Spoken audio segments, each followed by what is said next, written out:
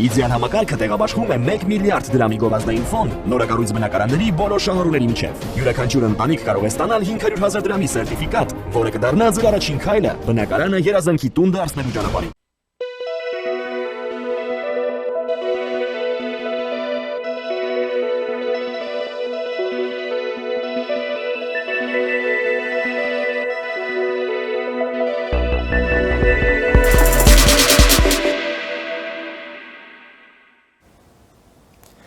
Ողջույն հարգարժան տիկնոջ եւ պարոնայք, առաջին լրատվականի եթերում Կիրակնորյա լրատվական վերլուծականն է, ես Ռուբեն Մեհրաբյանն եմ։ Այսօր 16-րդ օրն է, ինչ շարունակվում է պատերազմը Իրանի դեմ, որը վարում է կոալիցիան բաղկացած Միացյալ Նահանգներից եւ Իսրայելից։ Մինչդեռ պատերազմը ստացել է տարածաշրջանային պատերազմի ուրվագծեր։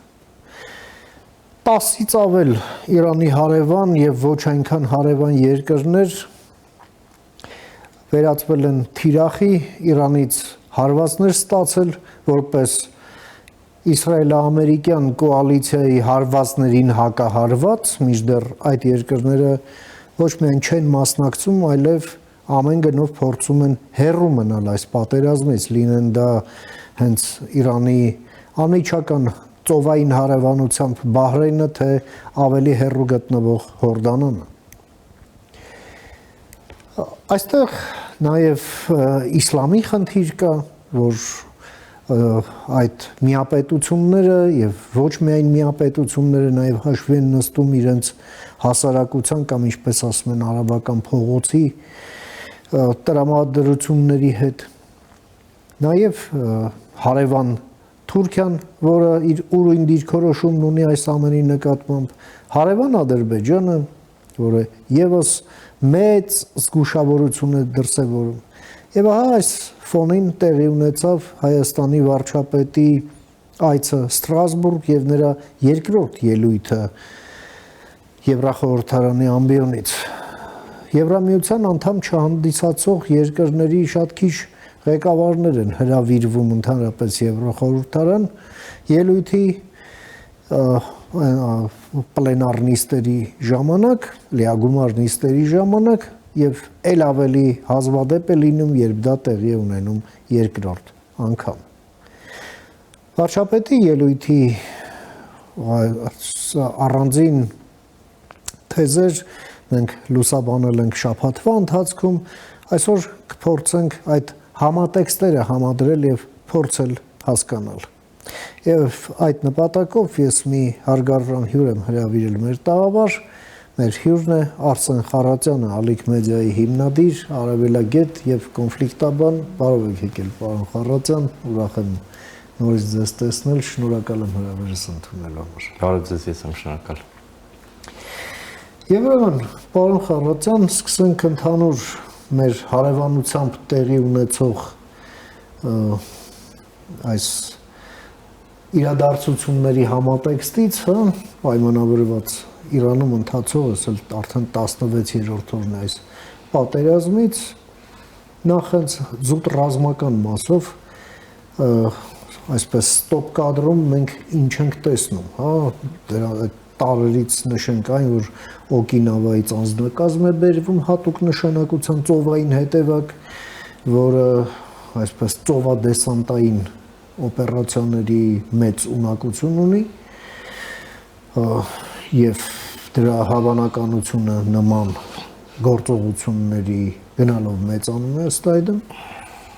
Միացյալ Նահանգները անցած օրերին հարվածեցին Հարգ կղզուն, դեպի որտեղ դուրս է գալիս իրանական նավթի մոտ 90%-ը, որը արտահանվում է, դա տերմինալ է ըստ էության, բայց ռազմական ենթակառուցվածքներն են ավերված, նավթայինը այսպես հարվածներ չի ստացել։ Եվ իհարկե այն process-ները, որոնք տեղի են ունենում Իրանի ներսում։ Եվ ահա այս ֆոնին մենք տեսնում ենք ամբողջ պարագծով Իրանի սահմանի արևելյան հարևանությունը իհարկե բացառենք, հա, Թուրքմենստան, Աֆղանստան, Պակիստան, ապա հարավից հյուսիս այդ ողջ պարագծով Հայաստանը այս պահին միակ երկիրն է, որը ըստ էության անմիջական որևէ հետևանք չի տեսել եւ սա մեծագույն բարիք է, այսպես ասենք, հա։ Խնդրեմ ձեր դիտարկումները։ Այն, որ Հայաստանը որևէ ուղիղ հետևանք դեռևս չի տեսել, սա իսկապես մեզ համար կարևորագույն նվաճում կարող ենք համարել, բայց նաև հասկանալի է, որ ընդհանուր առմամբ համաշխարհային տնտեսական գործընթացները ուղիղ պայմանավորված են նավթի գների եւ Հորմուզի նեղուցի հետ, եւ այստեղ ուզենք թե չուզենք անուղղակիորեն բոլորս ազդվել ենք եւ ազդվելու ենք, բայց ուղիղ որևէ թիրախային հարձակում Հայաստանի դեմ չի եղել։ Թուրքիայի դեմ մենք նախորդ շաբաթ խոսում էինք, այս շաբաթ եւս երկրորդ հարձակումն եղավ եւ Թուրքիայի արտգործնախարարության շատ բալանսավորված հայտարարությունը խոսում է այն մասին, որ Թուրքիան առնվազն չի ուզում ներգրավել այս պատերազմի մեջ որևէ կողմից, առավելապես տեսանք նաեւ Ֆիդանի երեկվա տված հարցազրույցը, որտեղ ասում էր մենք տարածաշրջանում կայունության կողմնակից ենք եւ Իրանի տարածքային ամբողջականությունը կասկածի տակ դնել չենք պատրաստվում։ Սա շատ կարեւոր է հասկանալ, որ Թուրքիան առանձին դերակատար է այստեղ եւ ինքը շատ լավ հասկանում է, որ քանդվող Իրան իրեն պետք չի, ես մեկ անգամ խոսում ենք այն մասին, իրենք ուզում են տարածքային ամբողջականությունը պահպանած, բայց թույլ Իրան։ Ամենօրյա ռեժիմով այո հարձակումները հրթիռային, դրոնային շարունակվում են, նախորդին տեսանք Օմանում նավթավերամշական ֆաբրիկայի վրա հարձակումը, տեսանք նաև Էմիրություններն ամենամոտն են եւ ամենահեշտ խոցելին թերևս Իրանի համար, միլիարդավոր դոլարների դեռս հնարավոր չէ հասկանալ թե ինչ մասշտաբի ուրեմն կորուստների մասին է խոսքը, տեսանք նաև որ Իսրայելի ուղղությամբ եւս հրթիռակոծություն կա,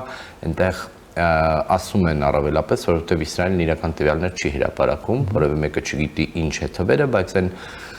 բաց աղբյուրներից ինչ կարող ենք տեսնել, եւ 10-20% է հասնում տեղ, բայց Հայֆայում էլ է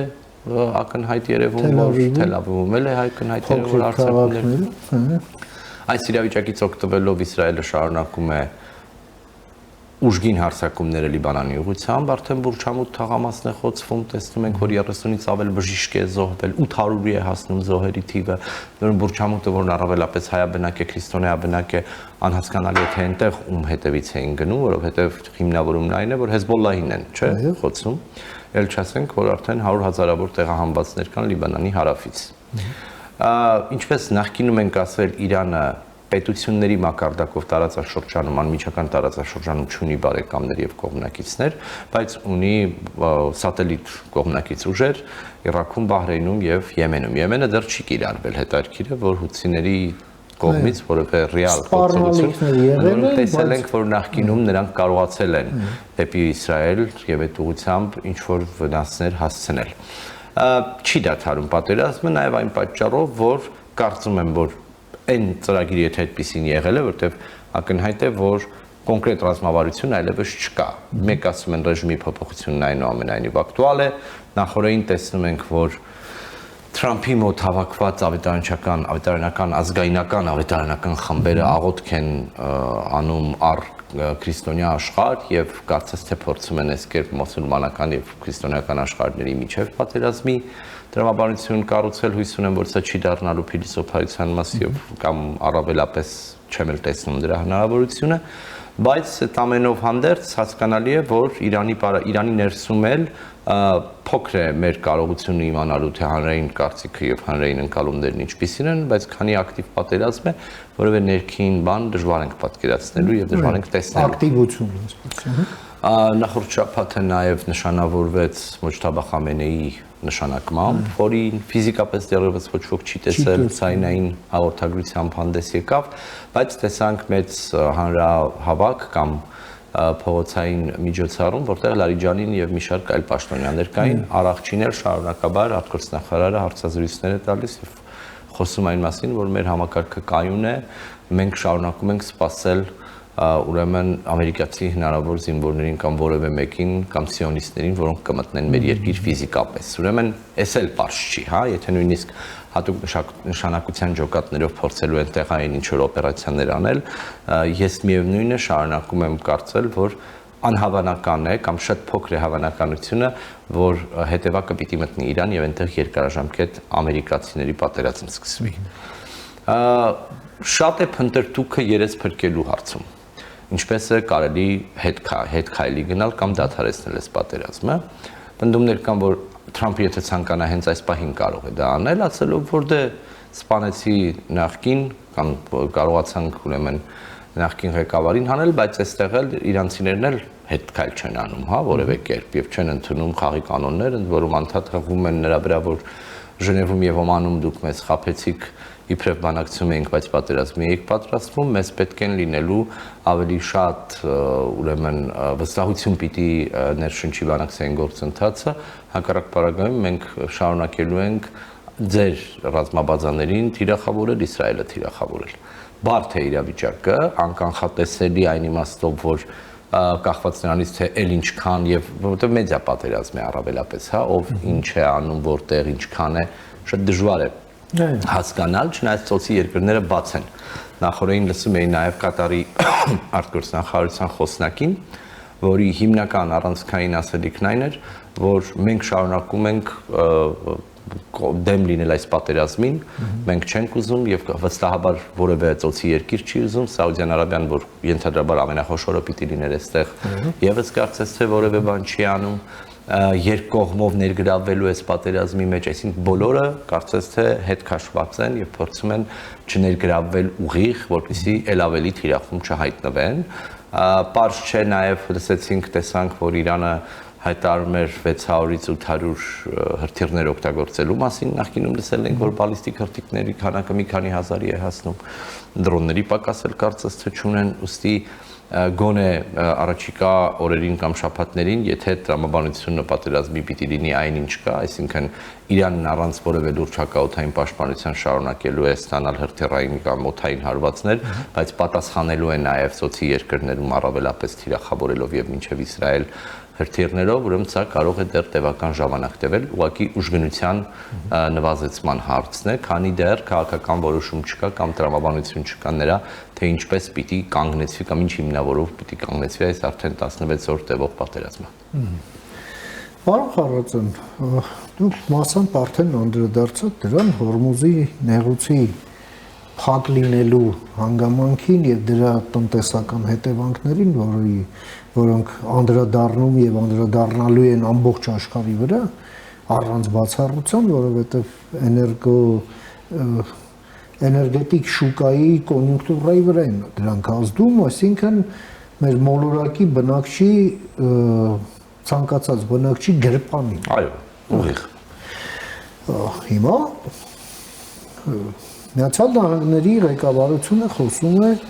Հորմուզի նեղուցը բացելու մասին, նախ ինչ ասել է նեղուցը փակ է, նեղուցում իրանական ուժեր չկան։ Իհարկե։ Այսինքն անմիջական վերահսկողություն չկա Հորմուզի նեղուցի նկատմամբ։ Պարզապես այդ քաղաքացիական նավերը, հա, այդ ծովատրանսպորտային ընկերությունները խուսափում են այդ տեղով անցնելը, որովհետև ցանկացած վարկյանի հարված կարող է լինել։ Այսինքն այնտեղ կրակային հսկողություն է Իրանը առայժմ ապահովում, ինչը ուղղակի մարդկանց մոտ սպանում է ցանկությունը այդ կողմերում ընդհանրապես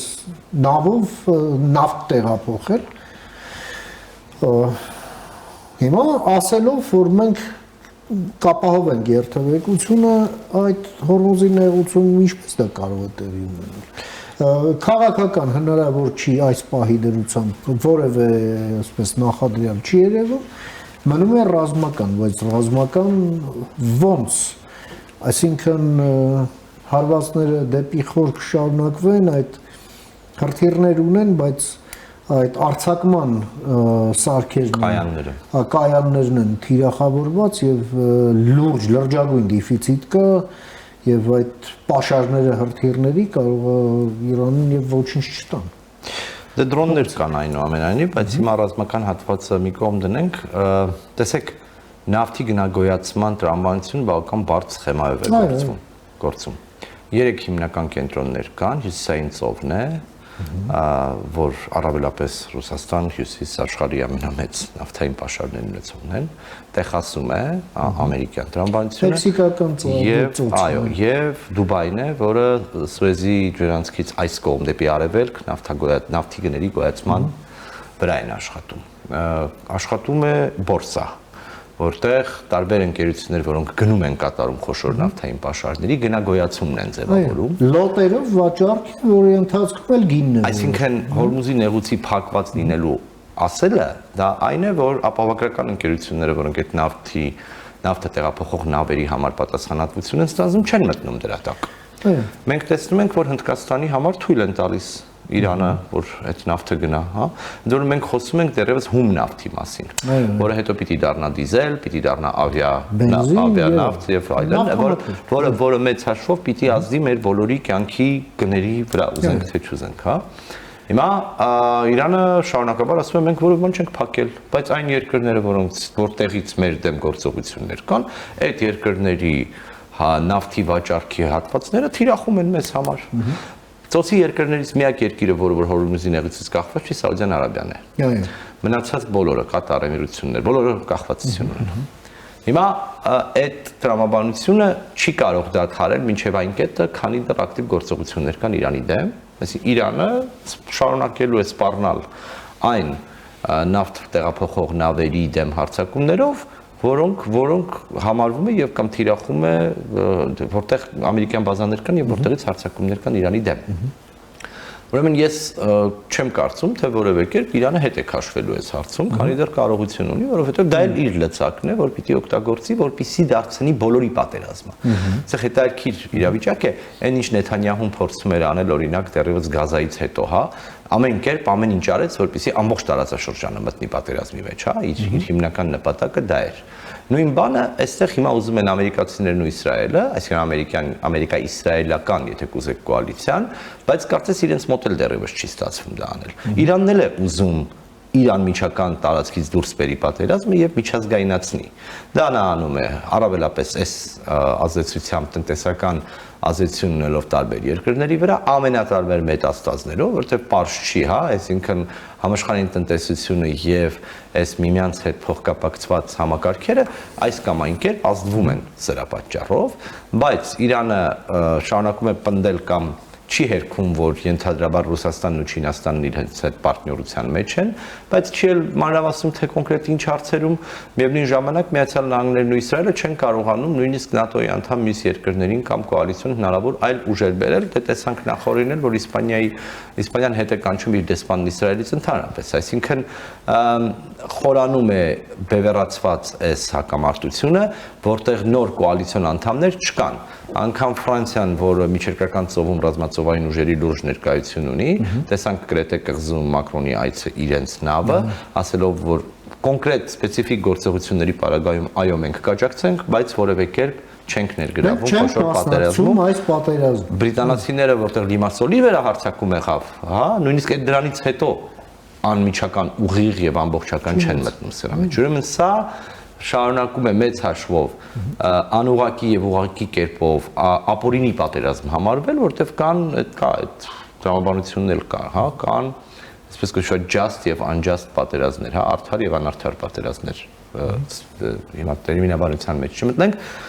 եւ որևէ մեկը չի ուզում ձեռքերը կեղտոտել այս պատերազմի մեջ։ Արել եք, հա, Թրամփ եւ Նեթանյահու, շարունակեք, մենք էլ մեր այնտեղ որտեղ պետք կլինի ինչ որ բաներով կօգնենք, մնացածի հարցում մենք ցես հետ համամիտ չենք, որովհետև Եվրամիության անդամ շատ երկրներ եւ խոշոր խաղացողներ ՆԱՏՕ-ի անդամ շատ երկրներ Իրանի հետ իրենց սուվերեն առանձին հարաբերություններն են ունեցել եւ ունեն։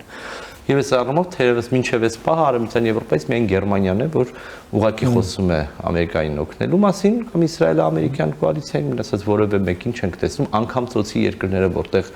ամերիկյան կայաններն օգտագործվում են ամերիկյան ռազմական խոշոր բազաներ կան, միևնույնն է իրենք ուղիղ չեն մտնում այս գործընթացի մեջ եւ շարունակում են այսպես բավական զգուշավոր հայտարարություններ անել առայն, որ կայունություն է պետք տարածաշրջանին, որովհետեւ սա ոչ մեկի շահերից չի բխում։ Պարոն Խառատյան, եւ ահա այս տեղի ամենի տեղի ունեցողի համատեքստում տեղի ունենում Հայաստան Եվրամիություն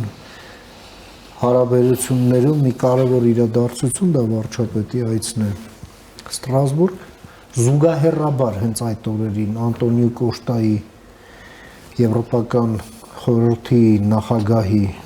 այն է ըստ էության Եվրամիության պրեզիդենտի այցը Բաքու եւ Ալիևի հայտարարությունը, որ Հայաստանի հետ խաղաղությունն ընդմիշտ է եւ Եվրոպայի ներքին գործերի եւ միգրացիայի հանձնակատար Բրունները այցը Երևան եւ համատեղ ասուլիս եղավ ներքին գործերի նախարարի հետ իր հայ գոլեգայի հետ, որ վերաբերվում էր այն օրակարգին, որը մենք ունենք Եվրամիության հետ կապված առանց վիզայի ռեժիմի ընդառաջ այդ ռեֆորմներին։ Սկսանք վարչապետի ելույթից դրա արտաքին եւ ներքին չափումները, խնդրեմ։ Դե մի քանի կարևոր թեզեր, որոնք վերահաստատվեցին, կարծում եմ բոլորի համար բավական դրական ռեզոնանս ուներ, նկատի ունեմ այդ սրահում հավաքված եվրոպացի պատգամավորների եւ ուրեմն պաշտոնյաների համար, դա այն է, որ Հայաստանը շարունակում է եւ ձգտում է Եվրամիության անդամության, որ մենք հասկանում ենք, որ դա անելիք է ենթադրում եւ կան հարցեր, որտեղ չափորոշիչներով պիտի համապատասխանենք, որպեսզի կարողանանք լինել։ Մենք պատրաստ ենք խորացնել հարաբերությունները այնքան, որքան Եվրամիությունն է պատրաստ, բայց եթե անգամ դա հնարավոր չի լինում ինչ-որ պատճառով, մենք որպես պետություն կուզեինք այդ ստանդարտներն ունենալ։ Սա է ընդհանուր առմամբ ասելիքը։ Այդտեղ նորություն չկար։ Հայաստան-Ադրբեջան ուղղությունը նույնպես կարևորվեց, երբ որ դեպի խաղաղության ենք գնում եւ այլն, այստեղ կարող ենք երկար խոսել հարցեր կան, որտեղ ես կարծում եմ, որ ներհայաստանյան կոնտեքստում մենք սխալներ ունենք, բայց սա էլ եմ մի կողմ դնում, բայց իմ համար ամենակարևորը Վրաստանի հետ կապված հայտարարությունն էր։ Եվ ես մեծ հույս ունեմ, որ նախորդին Վրաստանում գտնված Նիկոլ Փաշինյանը սա նախապես համաձայնեցել էր վրացական կողմի հետ, որովհետև բարդ են Վրաստան-Եվրամիություն հարաբերությունները, մենք այս մասին ձեր եթերից էլ ենք խոսել, ֆորմալ իմաստով Վրաստանը շատ ավելի մոտ է Եվրամիությանը, անկախ նրանից, որ մինչև 28 թիվ Վրաստանի կողմից սառեցվել են բանակցությունները, նրանք արդեն իսկ ունեն վիզայի ազատականացման ռեժիմ, ասոցիացիան համաձայնագիր ունեն, ազատ մակսային հարաբերություններ ունեն ԵՄ-ի հետ եւ այս տեսանկյունից այն, որ այսօրվա քաղաքական մեծամասնությունը Վրաստանում սառեցրել է, դա դեռ չի նշանակում, որ Վրաստանը դուրս է մնացել գործընթացից, բայց այն, որ Հայաստանի Հանրապետությանն է հայտարարում այն, որ Վրաստանն է մեզ համար ամենակարևորն է եւ դեպի Եվրոպա ճանապարհը եւ կարևորում է մեր եւ Վրաստանի Եվրամիության հետ անդամակցությունը, նորեր հրապարակային մակարդակում եւ շատ կարևոր, ես սա դրական եմ համարում։ Մնացածի մասով կարծում եմ մեծ նորություններ չկային, ընդհանուր առմամբ պարզ էր, որ ասելիքն այն է, որ մենք հավատարիմ ենք եւ պատրաստվում ենք այն պարտավորությունները, որ ունենք Եվրամիության հետ մեր հարաբերություններում, շարունակաբար իրականացնել։ Կարևոր էր մեր ներքին գործերի նախարարության եւ միգրացիոն պաշտպանների հանդիպումը Երևանում, բայց կարևոր է նաև այն, թե ինչ առաջընթաց ունենք վիզայի ազատականացման գործողությունների ծրագրով։ Այստեղ մենք ժամկետներով կոնկրետ պարտավորություններ ունենք, որտեղ ռեֆորմներից բացի նաև կոնկրետ կարգավորումներ պիտի իրականացնենք։ Սրանք ունենալու են անուղղակի ազդեցություն մեր հարաբերությունների վրա, միգրացիոն հարաբերությունների վրա մի շարք երկրների հետ, օրինակ այն, որ այս պահին Հնդկաստանի հետ վիզային ռեժիմը բավական հեշտացված է սկսած 2017 թվականից Հնդկաստանի քաղաքացիները վիզան կարող են ստանալ մեր օդանավակայանում առանց նախապես դիմելու, օրինակ սարվարացնելու է, ինչ որ կերպ չի ազդելու այն, որ մենք Իրանի հետ առանց վիզայի ռեժիմ ունենք, Չինաստանի հետ ազատ վիզայի ռեժիմ ունենք, Ռուսաստանի հետ ներքին անձնագրերով ենք կարողանում ճամփորդել, այստեղ ինչ է լինելու, սրանք փոխվելու են, դրա ասոցիացիան գնահատում կա, թե չկա, ես ենթադրում եմ, որ կա, վստահ եմ, որ կա, բայց նկատի ունեմ, այստեղ տրանսֆորմացիաներ են լինելու։ Նախորդին տեսանք, որ Գերմանիայից երկու ինքնաթիռ հայաստանցի միգրանտներ են բերվել Հայաստան, պիտի հաշվի առնենք նաև այն հանգամանքը, որ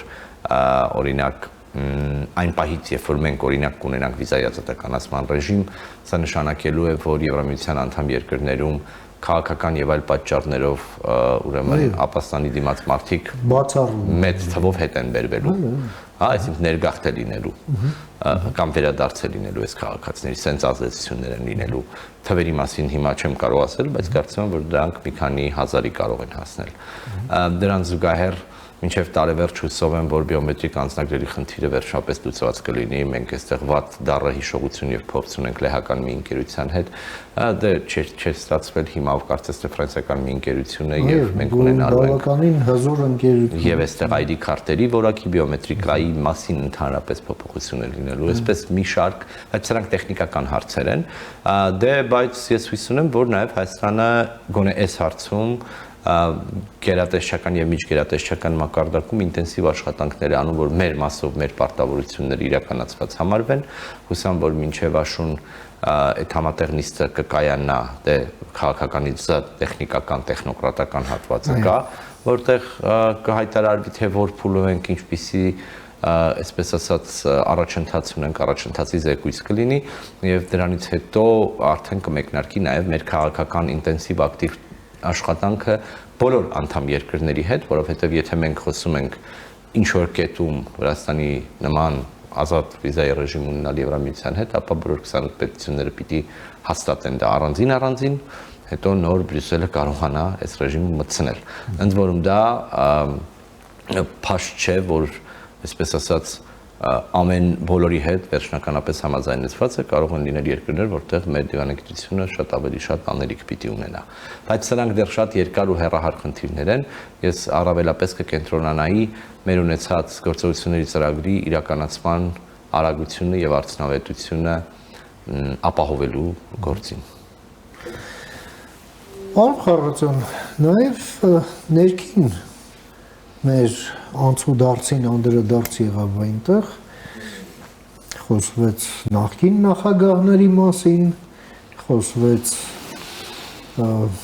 պատերազմի կուսակցության մասին, որի մեջ մտնում են եկեղեցու վերնախավը, որոշ մասը նախկին նախագահներ, Ռուսաստանաբնակ եւ բելարուսամետ օլիգարխներ, հարց է առաջանում, նրանք ինչ գործ ունեն այդ դեպքում Հայաստանի ներքին քաղաքականության մեջ, հա? Եթե այդպես է։ Չի կարող Հայաստանում օպոզիցիա լինել Պուտինը ապրիորի։ Եվ այդ սահմանափակումները պետությունը պետք է դնի։ Մեկ երկրորդը, երբ որ ասում են գալիս են այնտեղ եւ սկսում են ստորագրահավաք անել, թե Հայաստանում խղճի ազատության հետ խնդիրներ կա, հարց առաջում, իսկ ինչու են գալիս այնտեղ։ Եթե նրանք համարում են, որ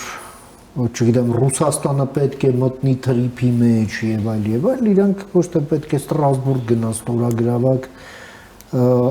ստորագրություն հավաքելու, այլ ասենք Մագադան, օրինակ, ավելի լավ գնալու տեղեր կա, այնտեղ որտեղ իրենք են ուզում, ոչ թե մեր համար են ուզում, բայց եւ այլն։ Գուցե հարցեր են առաջանում։ Այո, ավելի, այսպես ասած, ցցուն օրինակ կլներ օրինակ Կերչը, որտեղ Ստրասբուրգը Էլզաս Լոթարինգիա է, այդտեղ հակասական հարցեր են եղել, հա, Մագադանը չգիտեմ, բայց հումորը մի կողմ դնենք։ Ես չգիտեմ, եւ իրենց է պետք հարցել, ինչի են իրենք սա բարձրաձայնում Ստրասբուրգում կամ ինչ են անում այս ուղղությամբ։ Ու հայտարարում են իրենց գործն է, բայց ավելի կարևոր է հասկանալ, որ այն ինչի մասին խոսվում է որպես հիբրիդային, այսպես կոչված սպառնալիք Հայաստանի համար, տեսանք, որ նաեւ արտաքին հետախուզության ծառայությունը հրապարակեց այս մասին, կոնկրետացնելով, որ սա հստակ վտանգ է, այսինքն թե մեթոդները ինչպես են պայքարելու դրա դեմ չգիտեմ, բայց քանի դեռ իրենք օրենքի դաշտում են, որևէ մեկը իրենց ոչինչ չի կարող ասել։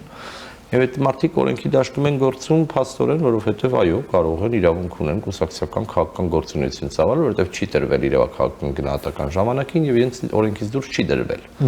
Հիմա իսկ եթե դա չի արվել, բացի քաղաքական տեքստերից, այդ ասելիքը արժեք չունի, հա, այսինքն եթե իրավական գործընթաց չի հետևելու սրան, Ուրեմն պիտի հաշվի առնենք, որ սրանք մնալու են քաղաքական հայտարարությունների մակարդակում եւ առավելապես դառնալու են նախընտրական ուրեմն քարոզչական գործիքակազմի տրամաբանության մեջ։ Իսկ թե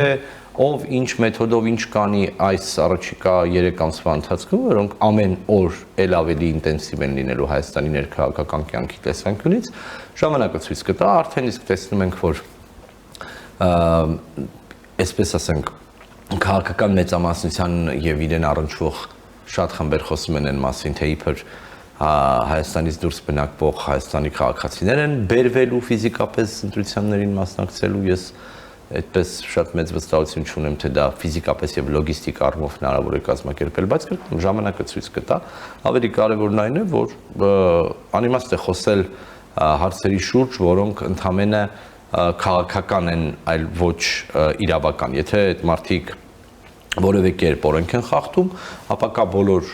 մեթոդներն ու միջոցները, այդ թվում նաև ուժային կառույցների միջոցով, բայց առաջին հերթին դատական համակարգի միջոցով, որպեսզի գործեր հարուցվեն։ Եթե այդպիսի գործեր չեն հարուցվում, ուրեմն այդ մարդիկ բոլոր իրավունքները եւ բարոյական, եւ էթիկական, եւ քաղաքական ունեն շարունակելու մասնակցել Հայաստանում նախընտրական կյանքին, ընտրություններին եւ ընդհանրապես քաղաքականությանը։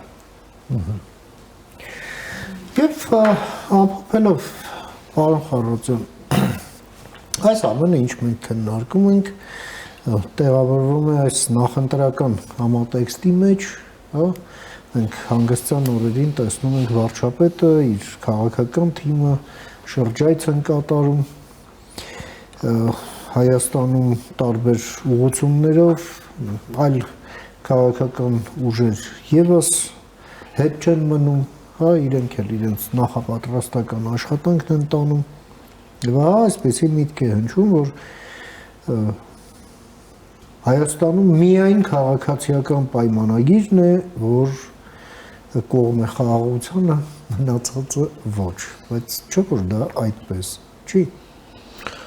Իհարկե այդպես չի, սա առավելապես քարոզչական տեքստ է, ավելին որոշ գործընկերներ քաղաքական մեծամասնության անգամ հեռու են գնում, որ ասում են, եթե մենք չլինենք, խաղաղություն չի լինելու, թրիփ չի լինելու, չգիտեմ, միայն պատերազմ է լինելու։ Դե հիմա այդ իրենց հնարքն է, թողանեն։ Ես կարծում եմ, որ ոչ միայն այդպես չի, այլև համարյա համոզված եմ, որ որևէ մեկը, նույնիսկ ամեն այսպես կոչված պրոռուսական ուժերը պատերազմ չեն ուզում։ Հարցն այն է, թե ինչպես են իրենք պատկերացնում Հայաստանի հեռանկարը, եւ լավ կլինի, որպեսզի բանավեճը կամ խոսակցությունն այդտեղ ծավալվի։ Իրենք ինչպես են պատկերացնում մեր անվտանգային սպառնալիքների հետ կապված լուծումներ գտնելը, ինչպես են պատկերացնում Հայաստան-Թուրքիա, Հայաստան-Ադրբեջան հետագա հարաբերությունների կարգավորումը, որովհետեւ այնպես չի, թե այն ինչ անում է ներկայիս քաղաքական մեծամասնությունը ամեն ինչում շատ ճիշտ է, ոչ, շատ հարցեր կան, որտեղ կարծում եմ, որ շատ մեծ սխալներ են արվում, կետեր կան, որոնց մասին հիմա գուցե շատ չեմ ուզում խոսել, որտեղ ողջ շաբաթը դրա մասին էր, բայց չգնահատված, չգիտակցված հաճախ չափից դու շատ ցույց տալու, որ ես հավատարիմ եմ խաղաղության օրակարգին, օրինակ ես բարձ հարց եմ տալիս, այդ խաղաղության օրակարգին հավատարիմ լինելը ենթադրում է, որ այն բոլոր բաները, որ եղել են նախկինում եւ հենց Ադրբեջանի հետ պիտի մոռանանք, դրա մասին չպիտի խոսենք, օրինակ այս տարի փետրվարին Սումգայիթի եւ Բաքվի ջարդերի հետ կապված Հայաստանի դիվանագիտական առաքելությունները որևէ միջոցառում չեն արել որևէ մայրաքաղաքում։ Հայտարարությամբ հանդես եկավ արտգործնախարարը։ Հա, բայց որևէ այլ երկրում որևէ բան չեն կարել, մինչդեռ օրինակ ադրբեջանցիները արել են Խոջալույի հետ կապված միջոցառումներ։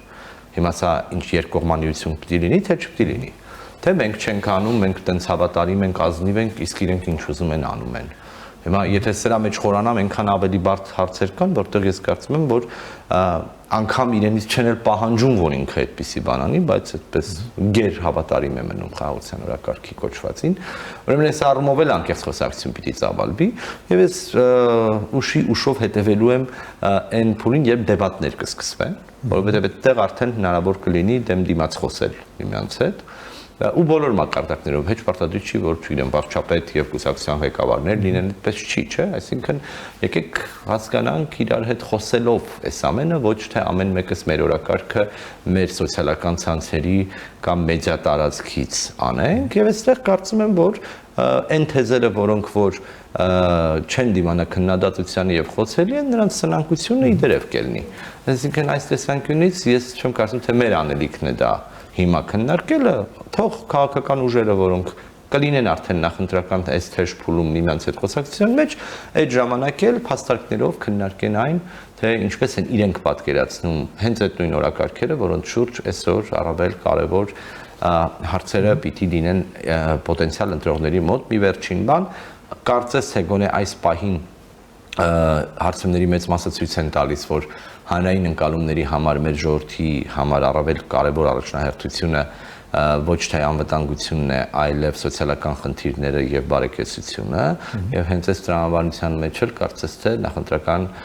քարոզչությունը դեռևս կառուցվում է կախված նրանից թե որքան կսրվեն հարցերը մոտ ամիսների ընթացքում ես չեմ կարծում թե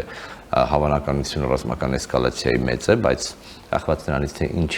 արտաքին ազդեցություններ կլինեն այդ թվում նաև Իրանի զարգացումները, սա կարող է որոշակիորեն փոխվել։ Հակառակ պարագայում կարծես թե խոսակցությունը դեռևս ծավալվում է թե որ խումբը ինչպես է պատկերացնում մեր ժողովրդի կենցաղը սոցիալական եւ ուրեմն տնտեսական վիճակը բարելավելու հարցում, դե իսկ բարձր քաղաքական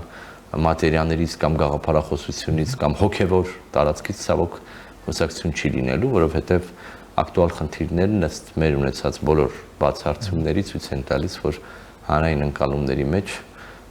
առավելապես բարեկեցությունն է, որ առաջնահերթություն է։ Շնորհակալ եմ, պարոն Խառատյան, ձեր այս շատ կարևոր դիտարկումների եւ գնահատականների համար, որ ներկայացրեցիք մեր հեռուստադիտողին եւ ժամանակ հատկացրեցիք մեր եթերին։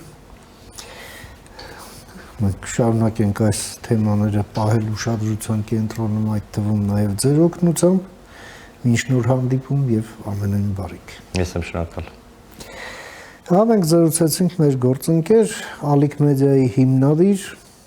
կոնֆլիկտաբան եւ արևելագետ Արսեն Խառատյանի հետ։ Լսեցինք իր դիտարկումները կապված Իրանի շուրջ զարգացումների, Հայաստան-Եվրամիություն հարաբերություններում այս նոր շրջափուլի, ինչպես նաև Հայաստանում այս նախընտրական ներքաղաքական որոշ զարգացումների հետ։ Կարճ դադարից հետո կվերադառնանք, մնացեք առաջին լրատվականի հետ։